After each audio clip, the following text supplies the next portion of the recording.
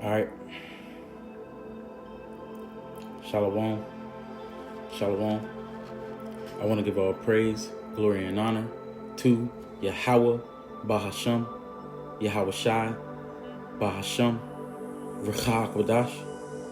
Double honors to our apostles and elders of Great Millstone who does lead and rule well.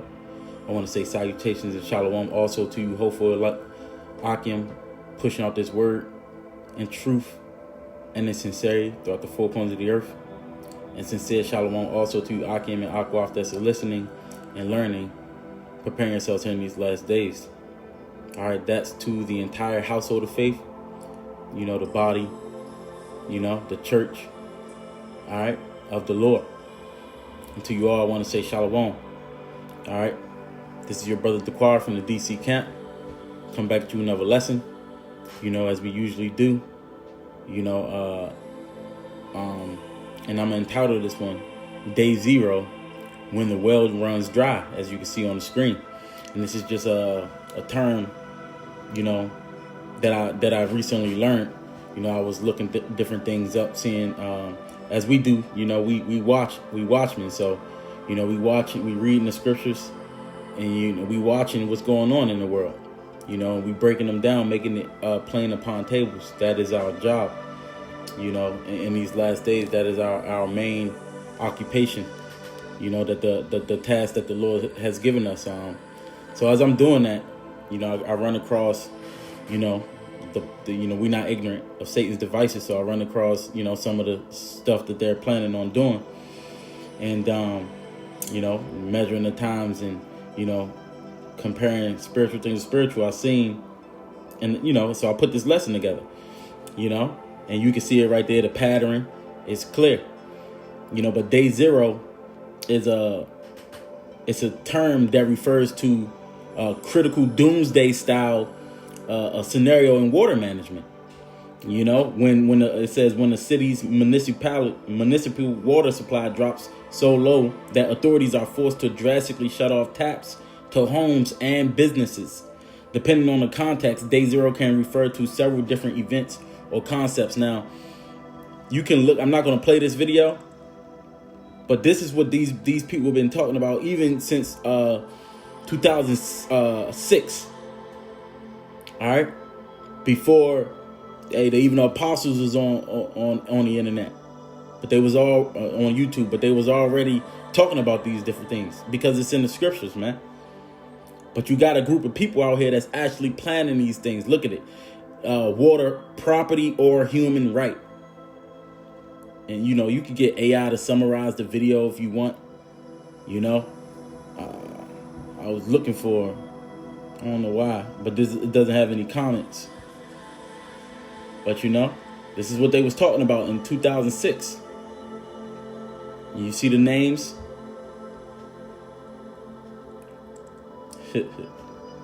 All right, so I'm going to show you something. But this is water scarcity, man. They said it mentioned Cape Town crisis in 2018. It says when authorities created a countdown to the day the city's main dams would hit critical low levels, while Cape Town managed to avoid turning off the taps through strict conservation and rainfall. The term is now used globally to warn about climate-induced water shortages in major urban areas.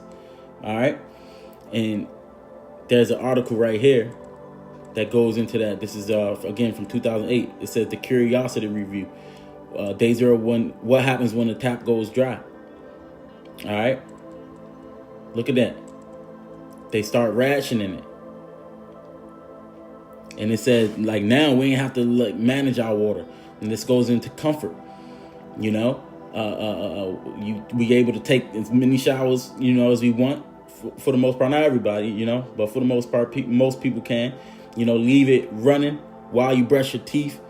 A whole bunch goes down the drain, man. That's what it's talking about.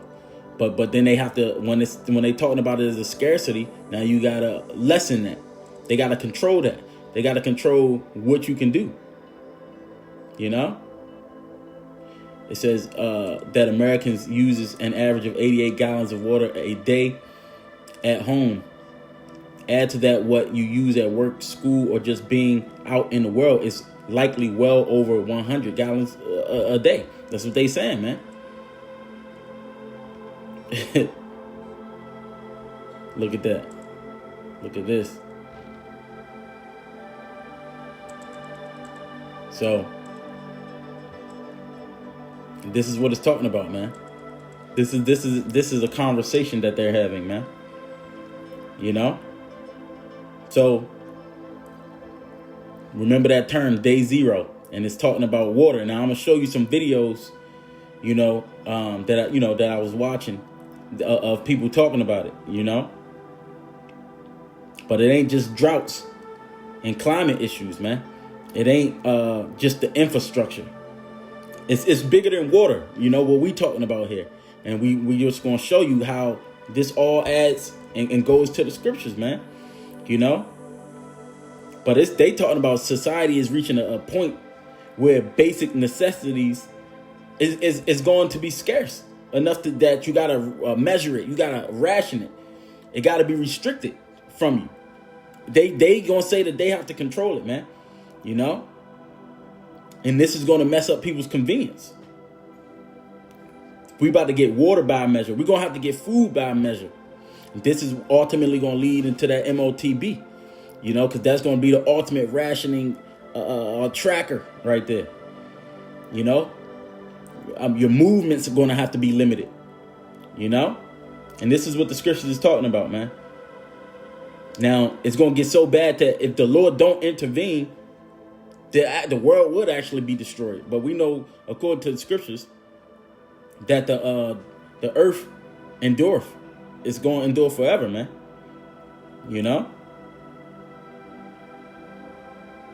So that's day zero, man.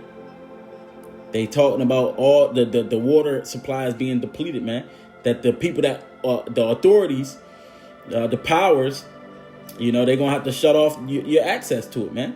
And they did that in Cape Town. So you just got to think about that, man. And here these people are lined up, man, getting their water measured into them, man. You can't consume you consume too much now, it's gonna be a crime, man. They're gonna enforce restrictions on you, man. And it's gonna go beyond water. But I'm just talking about the water here, Let me get that because I quoted it. So I'm gonna grab this. Matthew 24. Like I said, divine intervention. In 22, it says, and except those days should be shortened, there should no flesh be saved.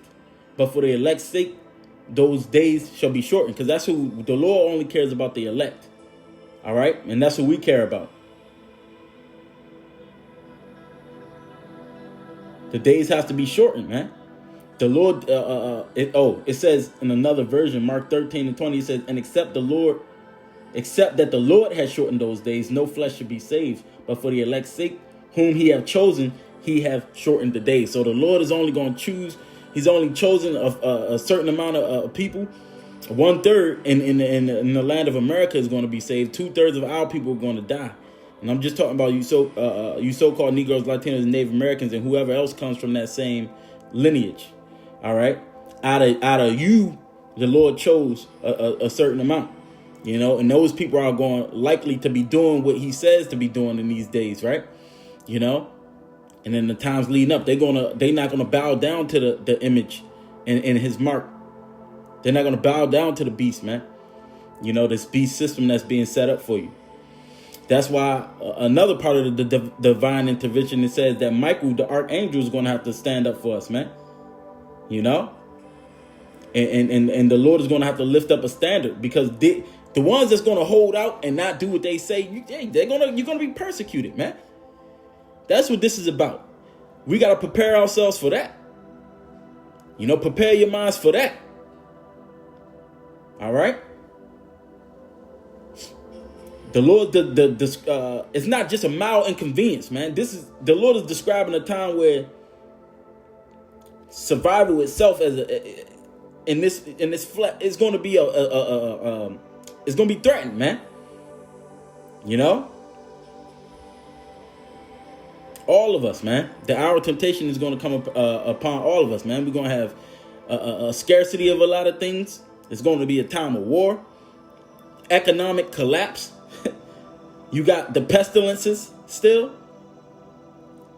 So the resources is going to be depleted, man. And you're going to be in a technological dominant world where they can track everything, man. That's why the scriptures also says this. Daniel 12:4. It says, but thou, O Daniel, shut up the words. Oh, snap. Shut up the words and seal the book even to the time of the end. Many shall run to and fro, and knowledge shall be increased. All right. So you can see on here that pattern, the days is shortened, man. Time grows, and you can see how fast time is going, man. And shit is getting worse. Everybody complaining about the prices of everything is high. It ain't just gas. All right. Your groceries has increased drastically over the last 5-6 years, man. Over 30%, if I'm not mistaken. You know, so like I said, technology, knowledge should be increased. Technology, information, and travel explode like never before through the web. You know, so that's what's happening, man. We living in the age of AI. It's crazy. Data centers, digital systems. All right, instant communication, mass surveillance. You know, technology has expanded, man. You know, just as the scripture prophesies, but knowledge. With that, it's still, you still got you still gonna have scarcity. You still gonna have corruption. You know, it's still gonna be instability. You know, so they can build up all this.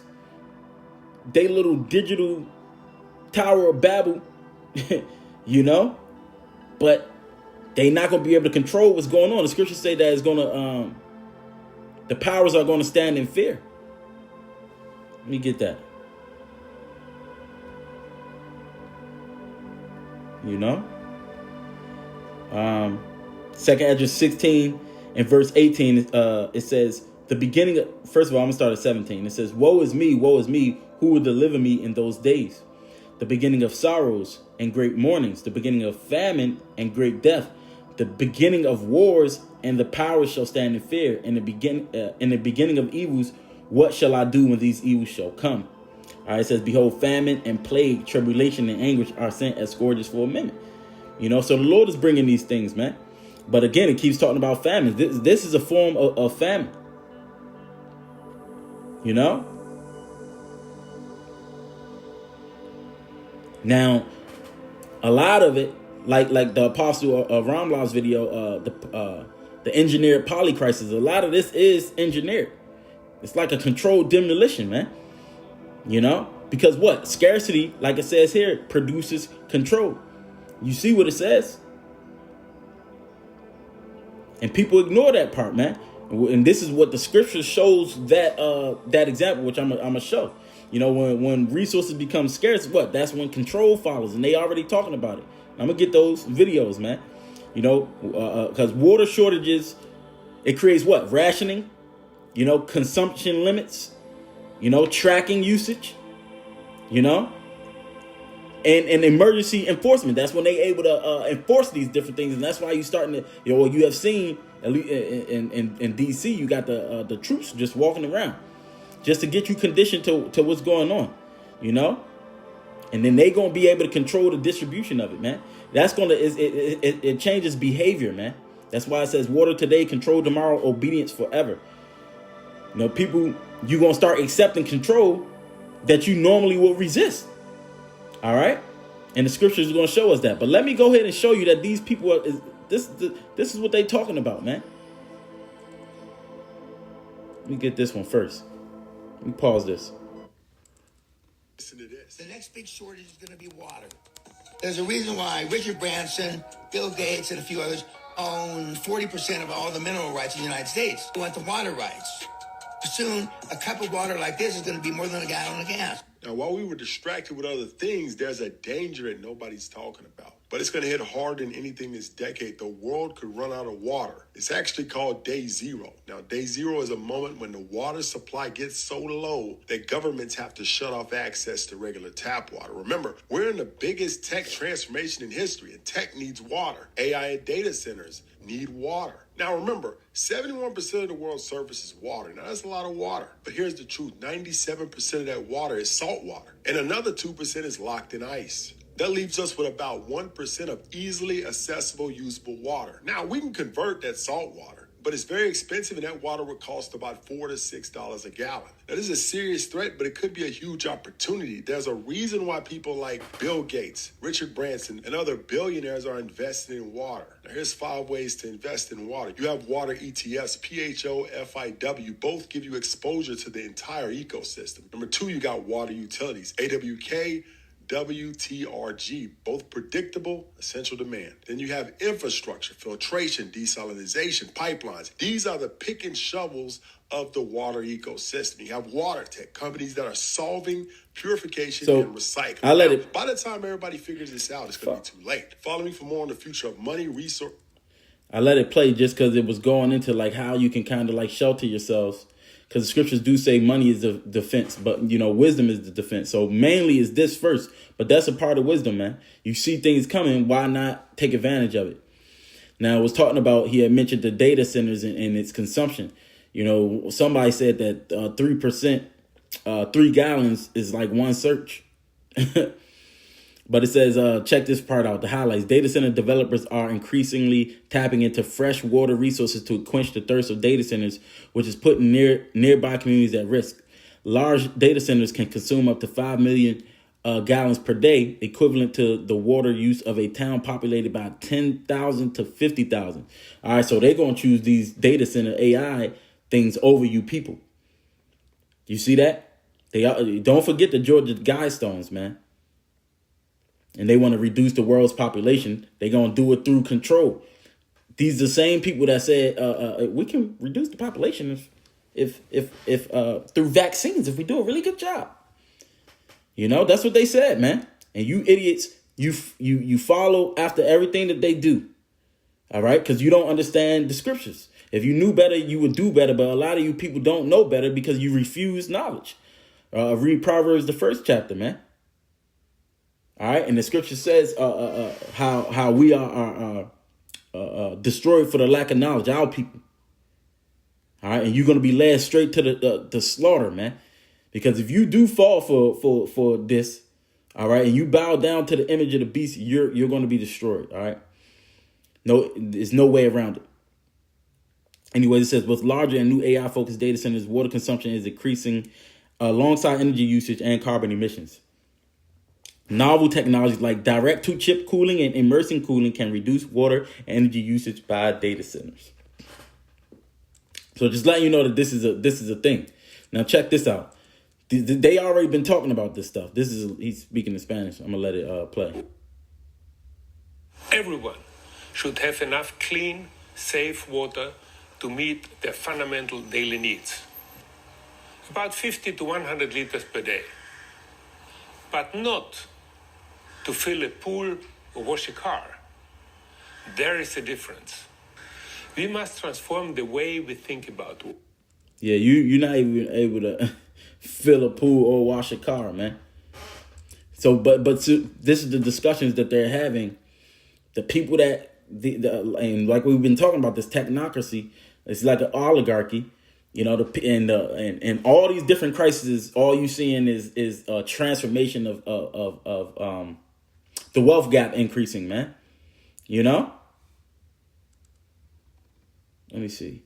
This dude, Nestle, Peter, what his name? Peter Drabeck. Does Peter Drabeck Lethmith, whatever, believe that water is a human right? Now they saying yes. He said it. Watch. Hold on. Oh, they're not trying to let me. Okay.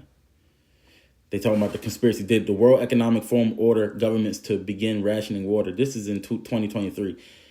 Alleged conspiracy theories and global elites about global elites was Frankenstein.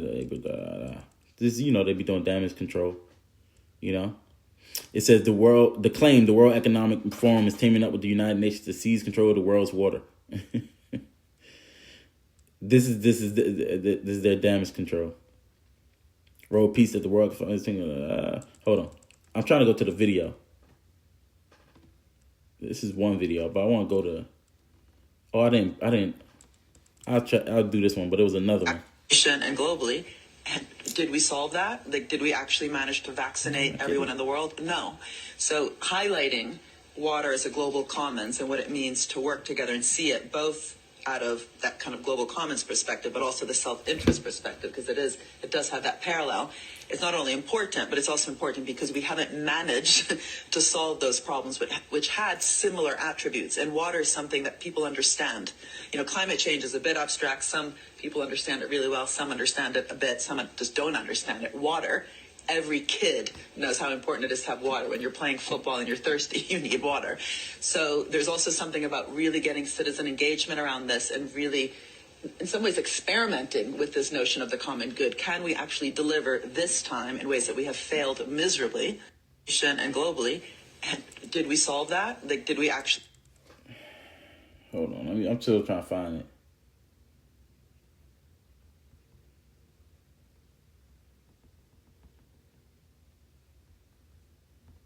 Bear with me 1 second. I'll play this one in the meantime.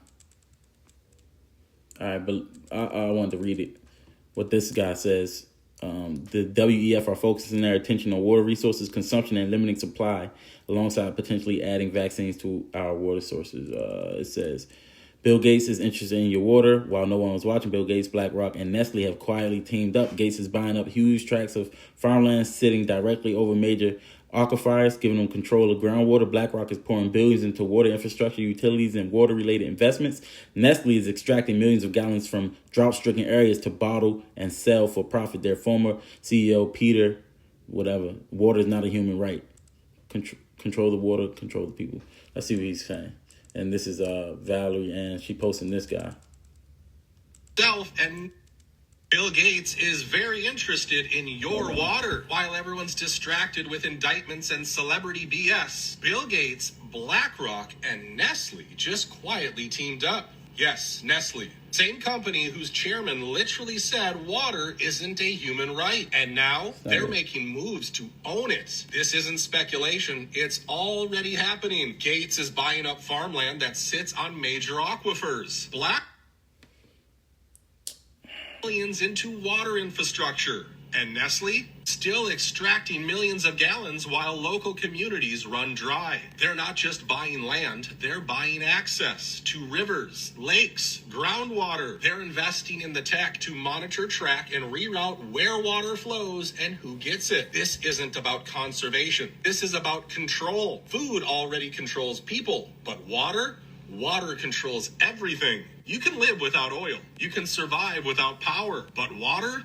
You've got days. They already run agriculture, finance, and energy. Now they want to own survival itself, and no one's stopping them. This is a hostile takeover of the one thing we need to live. And by the time people wake up, it'll already be gone. Yeah, this is not it, but it's something.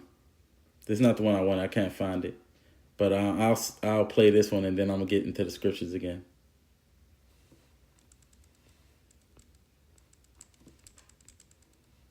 In here, what it is ain't exactly clear.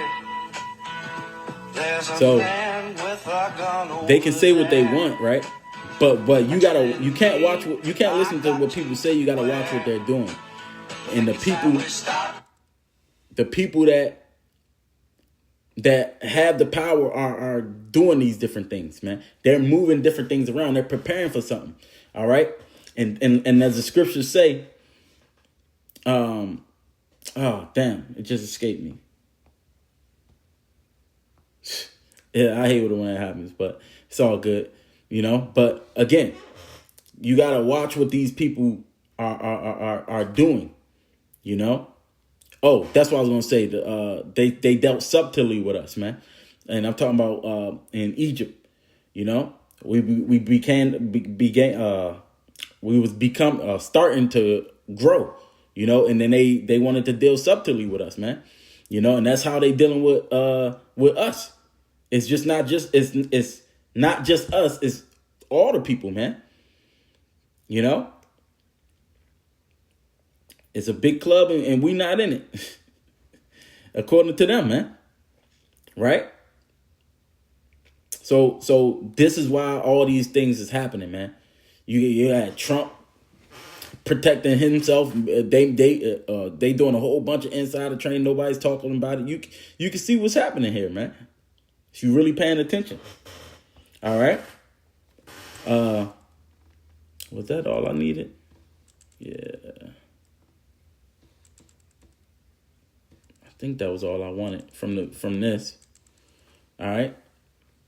So let me go back here. And I'm going to get back into this lesson, man. I'm going to get back into the scriptures. I just wanted to show you that they are actually having these talks, man. You know? I want to get the example where we seen this in the scriptures. All right. This is Judith. In the book of Judith. 7. And now this is when they was trying to, you had Holly Furness, they was trying to capture us, man. You know, they was trying to put us under their rule, and we tried to resist. They wanted us to give up peacefully, and we didn't resist. So this is how they fight. This is how they fought us, man. They knew that they couldn't come at us head on. All right. So they dealt smartly. And when you go off to war, you see if you, like it says, that's wisdom. They gonna see if they have enough to defeat them. Well, this is how they doing it, man. But I want to start at verse. I'm not gonna read the whole chapter. I'm going to start at verse. I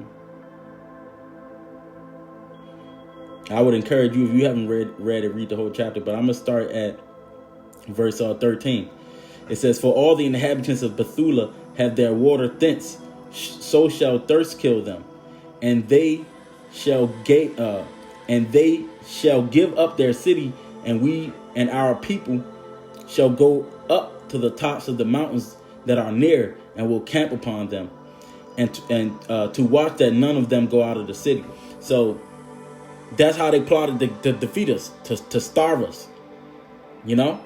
It says, "So they and their wives and their children shall be consumed with fire, and before the sword come against them, they shall be overthrown in the streets where they dwell." So they came up with this plan to where, we don't even have to, none of our servants have to even, soldiers have to die. Let's just starve them. Control the water. They can't get no water in there. You know? And that's what they did. To create, to have us to be defeated. Right? That was a strategy. The enemy didn't attack with his swords, first. They targeted the resources, man. They cut off your water. We are servants unto the lender. If they control it, they're giving it to us. They saying it's theirs. You can see the end result. They cut off that water, man. And then they waited, and then what did they see? Desperation. Desperation grew, and that's what you're gonna start to see. And people that say if you ain't 100%, persuaded that you ain't taking that, when this starts to take place, because people say it, but then when it get hard, you start to see what people really made of, man. And that's why the Lord has to keep us from the hour of temptation, man. But desperation is a state of despair, typically one which results in rash or extreme behavior. So they're going to get you to do certain things that you normally wouldn't.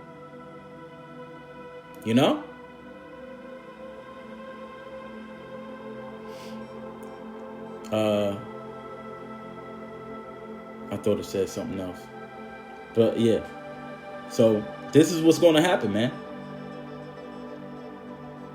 I think if I jump down, I want to get their behaviors, man. It said their women and young men fainted for thirst, there was no longer any strength in them. Let me read that. Verse 21, it says, and the cisterns were empty, and they had not water to drink for let me read it again. And the cisterns were emptied. This is Jude 7:21. And the cisterns were emptied, and they had not water to drink their fill for one day, for they gave them drink by measure, because they had to start to ration it. It says, therefore their young children were out of heart, and their women and young men fainted for thirst, and fell down in the streets of the city and by the passages of the gates, and there was no longer any strength in them. So the leaders of the city was trying to hold out, hoping that the Lord would deliver them.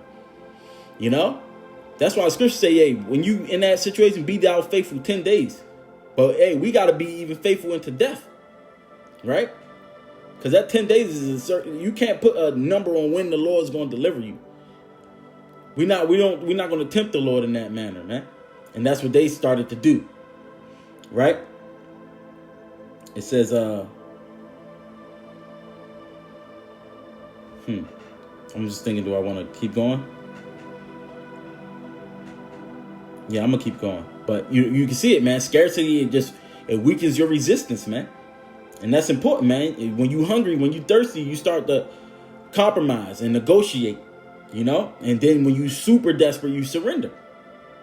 All right? It says, then all of the people assembled to Ozias and to the chief of the city, both young men and women and children, and cried with a loud voice and said before all the elders, God be judged between us and you, for ye have done us great injury in that ye have not required peace of the children of Assur. For now we have no helper, but the Most High have sold us into their hands, that we should be thrown down before them with thirst and great destruction. All right, they're giving up. Now, therefore, call them unto you and deliver the whole city for a spoil to the people of Holofernes and to his army and to all his army, Salakia. For it is better for us to be made a spoil unto them than to die for thirst. For we will be his servants, that our souls may live, and not see the death of our infants before our eyes, nor our wives, nor our children to die. All right, we take to witness against you the heaven and earth, and our power and Lord of our fathers, which punisheth us according to our sins and the sins of our fathers, that he do not according as we have said this day. And then so, hey, this is what they did, man. And I'm not gonna read. You gotta read the rest of the story of Judith, but you know, they started to suffer so bad that they preferred submission, you know, over that being deprived of that resource, man. And it was the same when we left out of Egypt, you know. But even though the Lord sustained us, they said, man, it was better when we, you know, because at least we got our fill. They got different varieties of foods, you know, and they tempted the Lord in that regard, man. So we have to learn from those things and not do the same, you know. But this is the result that prolonged scarcity rationing can produce. And that now this is where you have the mark, the MOTB, man, because that's where access to buying and selling is going to be dependent on compliance. That's how you're going to bow to the image. So all this is a sin. Like, what are you talking about? How is the people going to understand what you're talking about, man? Now we're talking about an actual thing. They're going to put something in you that can monitor, and is how you buy and sell. This is what they're trying to do, and it's going to happen. So you're going to start to see society look like that, and then that's when the Lord's going to come. That's why we are not far from the end, man. All right?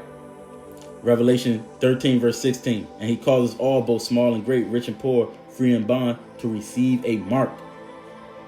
That's what's going to happen, man. All right? To receive a mark in their right hand or in their foreheads, and that no man might buy or sell save he that had the mark or the name of the beast or the number of his name. You know? So, in prophecy, in the scriptures, it talks about the economic restrictions, the control, access to things. You know? They're going to regulate if you participating in their system or not. It talks about the persecution of those that fear, the Lord, man. All right, so we talking about a time where buying and selling is going to become conditional, based on if you accept their plans, man. When you got this poly crisis going on, you got water, you got food, you got energy, you got AI replacing jobs, man. This is what's going to happen, man. They're gonna have compliance mechanisms, man. That's how they're going to be able to tell if you are with them or not. All right, and we did a live with the Raj Pasha, and we went into Revelation 6 and 5 where it talked about a measure of wheat for a penny. The pair of balances in the black horse, man. There's scarcity right there, man. But at the same time, it's spiritual, man, because the scriptures talk about it's going to be a famine in the land. Now, a famine in the hearing of the hearing of the words, which is a spiritual thing, man. Because right now the gospel has been preached throughout the four corners of the earth. It said, and then shall the end come. Matthew 24:14. And this gospel of the kingdom shall be preached to all the world for a witness unto all nations, and then shall the end come, man. So at the same time that the knowledge is being increased, and you starting to see this system, and you seeing the scarcity and the control of everything, and the shit getting so bad to where no flesh is going to be saved. The gospel is going forth, and then that's how you measure the time, man.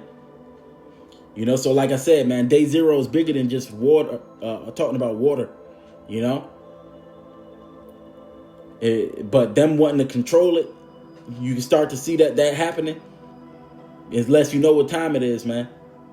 They open about it and making moves to do so they can control how you move. So what are you going to do, man?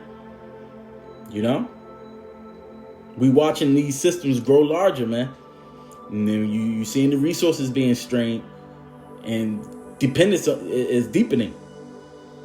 That's why you need the wisdom, knowledge, and understanding, and you need to take heed to the prophet so you know what's going on, man. We gotta remember this. All right, Psalm 46 in verse 1, it says, "The Most High is our refuge and strength, and very present help in trouble. Therefore we will not fear, though the earth be removed, and though the mountains be carried into the midst of the sea, though the waters thereof roar and be troubled, though the mountains shake with the swelling thereof." Salah. All right. There is a river, the streams thereof shall make glad the city of the Most High, the holy place of the tabernacles of the Most High. All right. The Lord is our help. Yahweh Bashim Yahushai. All right.